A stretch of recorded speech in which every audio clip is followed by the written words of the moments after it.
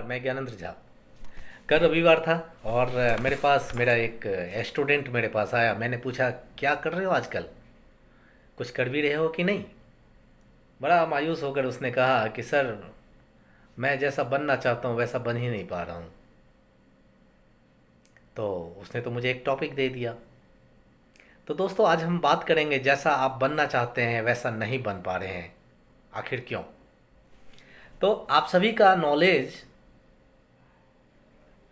के इस पॉइंट पर, मेरे इस यूट्यूब वीडियोस के पेज पर, आपका चैनल पर आपका स्वागत है। तो दोस्तों, क्या आप जैसा बनना चाहते हैं वैसा नहीं बन पा रहे हैं, या जो आप चाहते हैं अगर वो नहीं हो रहे हैं, तो आज की यह वार्तालाप आपके लिए, सिर्फ आपके लिए। तो बहुत से लोग कहते हैं कि आजकल आपके पास जो कुछ भी है वो इसलिए नहीं है कि आपकी किस्मत में इतना ही लिखा है या लिखा था, या फिर आपकी इतनी ही किस्मत खराब है, बल्कि वो इसलिए है क्योंकि आप इतना ही डिजर्व करते हैं। तो दोस्तों, यह प्रकृति जो है ना, बड़ी न्यायप्रिय है, बहुत बड़ी न्यायाधीश है। यह किसी को भी उतना ही देती है जितने का वह हकदार होता है। किसी के साथ वह छल कपट वाला न्याय नहीं करता, चाहे वो ज्ञान हो या धन हो। अभी आपके पास उतना ही है जितने की आप हकदार हैं। अगर आपको इससे भी ज़्यादा चाहिए तो आपको उसके काबिल बनना पड़ेगा। तो ऐसा कौन सा गुण है जो आपको काबिल बनाता है, या क्या आप उस गुण के बारे में जानते हैं या जानना चाहेंगे, जैसा कि कल मैंने अपने उस स्टूडेंट से पूछा था। तो चलिए हम इसी पर बात करते हैं। तो इस कहानी जो बताऊंगा उसको सिर्फ समझिएगा नहीं, बल्कि इस कहानी को अपने मन के भीतर उतर जाने दीजिएगा। तो बिना समय को गंवाए हम वार्तालाप शुरू करते हैं। साथियों, महात्मा बुद्ध एक बार एक सभा में उनको प्रवचन देना था। सभा का जब समय हुआ तो महात्मा बुद्ध आए और बिना कुछ कहे वहाँ से चले गए। करीब 100 से भी ज़्यादा लोग थे, बुद्ध का उस सभा में इंतजार कर रहे थे। और बुद्ध के इस व्यवहार को देखकर बहुत से लोग भौंचक रह गए, लेकिन किसी ने भी बुद्ध से सवाल नहीं किया, प्रश्न नहीं किया। अगले दिन फिर से सभा का आयोजन हुआ। दूसरे दिन लोगों की संख्या घट गई।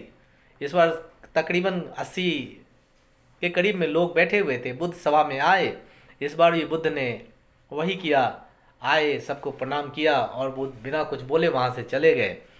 फिर से लोग चौंके, भौचक हो गए, लेकिन किसी ने भी बुद्ध से कुछ भी सवाल नहीं किया। अगले दिन फिर सभा का आयोजन हुआ। इस समय लोगों की संख्या और घट गई। इस बार सभा में केवल 50 लोग ही आए थे। बुद्ध सभा में फिर से आए, सबकी तरफ देखा, बिना कुछ कहे चले गए। कुछ लोग बड़े क्रोधित हुए, गुस्सा आया उनको, क्योंकि वो अपना काम धंधा छोड़ के आए थे। मन ही मन बुद्ध को भला बुरा बोला, और लेकिन बुद्ध ने किसी से भी कुछ नहीं कहा। लोगों ने भी बुद्ध से प्रश्न ही नहीं किया। अगले दिन फिर से सभा का आयोजन हुआ। तो आप में से भी बहुत सारे लोग अभी सुन रहे होंगे, अरे कितनी बार सभा का आयोजन किया जाएगा, क्योंकि आप लोग को भी मेरी ये बात सुनकर बीच बीच में इरिटेशन शुरू हो गया होगा। और जिन लोगों को इरिटेशन शुरू हो गया है तो उनको ज़रूर यह ध्यान से सुनना चाहिए। ऐसी कहानियाँ, ऐसी सीख आप जैसे लोगों के लिए ही है। अगले दिन फिर से सभा का आयोजन हुआ, लेकिन इस बार सभा की संख्या और घट गई। करीब 30 लोग बचे। महात्मा बुद्ध फिर आए, मुस्कुराए, वही किया, बिना कुछ बोले वहाँ से चले गए। लोग और भी क्रोधित हुए। इस बार लोगों ने पीछे से मुड़कर देखा, कुछ बड़बड़ाए भी, पागल बना के छोड़ा हुआ है। महात्मा बुद्ध कुछ बोलते हैं नहीं, कुछ कहते हैं नहीं, बेकार इसको सभा बोलते हैं। और बुद्ध ने उनके किसी भी प्रश्न का उत्तर नहीं दिया और चले गए चुपचाप। दोस्तों, अगले दिन सभा का आयोजन फिर से हुआ। इस समय लोग की संख्या करीब 10 के करीब में रह गई थी। इस बार बुद्ध सभा में आए, और लेकिन बुद्ध ने अपना आसन ग्रहण किया। और फिर बुद्ध बोले, उन 15 लोगों को उपदेश देना शुरू किया, और वह 15 लोग ही बुद्ध के बौद्ध भिक्षु बने। आगे चलकर उन 15 लोगों ने ही बुद्ध के ज्ञान को अलग अलग दिशाओं में फैलाया। फिर एक दिन बुद्ध से किसी ने पूछा कि आप कई दिनों तक तो बिना बोले ही सभा से चले जाते थे। फिर बुद्ध ने कहा, मैं भीड़ में से उन लोगों को खोज रहा था जो लायक थे। यानी कि पहले 100 लोग आए हुए थे पहले दिन, उनसे ज़्यादातर लोग तो सिर्फ आए हुए थे। उन्हें मेरे उपदेश से कोई माने मतलब नहीं था, वे बस आ गए थे।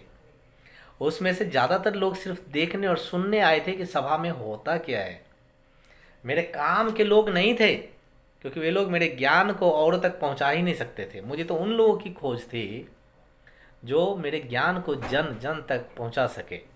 कई दिनों तक सभा में बिना बोले मैं इसलिए चला गया क्योंकि मैं यह देखना चाहता था कि वे कौन से लोग हैं जिनको वास्तव में कुछ काम करने की प्यास होती भी है या नहीं, और जिन लोग के भीतर में प्यास होती है तो वो कुछ करते हैं। तो कुछ लोग तो ऐसे ही आ गए थे। आप फैक्ट्री में देखिए, कुछ लोग बस नौकरी करने के लिए आ जाते हैं, कुछ करते नहीं हैं। ऐसे लोग कुछ दिन तक आते हैं फिर चले जाते हैं। जिनके अंदर धैर्य था वह सफल होते हैं। जो जल्दबाजी में होते हैं वो आज भी घर बैठे रहते हैं। तो सवाल यह नहीं है कि मैं तुम्हें क्या दे सकता हूँ, सवाल यह है कि आप क्या ले सकते हैं। आपका पात्र कितना बड़ा है और आप कितने के हकदार हैं, और जितने के आप हकदार हैं उससे ज़्यादा आपको मिलेगा भी नहीं। फिर एक व्यक्ति ने बुद्ध से पूछा कि बुद्ध, हम लायक कैसे बने? महात्मा बुद्ध ने कहा, धैर्य के द्वारा। जिस व्यक्ति के अंदर पेशेंस है, संयम है, धैर्य है, वो अपने जीवन में कुछ भी पा सकता है। सभा में जितने लोग आए थे उनमें से अंत तक वही रुके जिसके अंदर धैर्य था।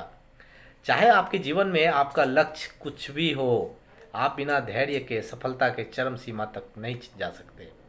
फिर एक व्यक्ति ने बुद्ध से पूछा, कोई व्यक्ति अपने भीतर के धैर्य को कैसे बढ़ाया?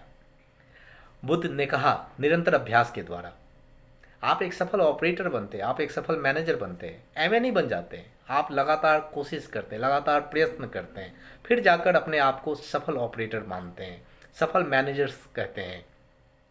तो आपके भीतर का धैर्य ही आपकी स्किल्स को बढ़ाता है। और जब कोई व्यक्ति मेडिटेशन करना शुरू कर देता है तो उसके मन में कई सारी ऐसे अड़चनें आती हैं, लेकिन उसका धैर्य उसके लक्ष्य तक पहुंचाने के लिए उसके मन को कंट्रोल करता है। तो धैर्य के साथ निरंतर अभ्यास करते रहने की ज़रूरत है, आवश्यकता है। और आपके पास वो क्यों नहीं है जो आप पाना चाहते हैं? क्योंकि आप उसके लायक नहीं हैं। और आप लायक तभी बनेंगे जब आप अपने धैर्य को बढ़ाएंगे। और धैर्य कैसे बढ़ेगा?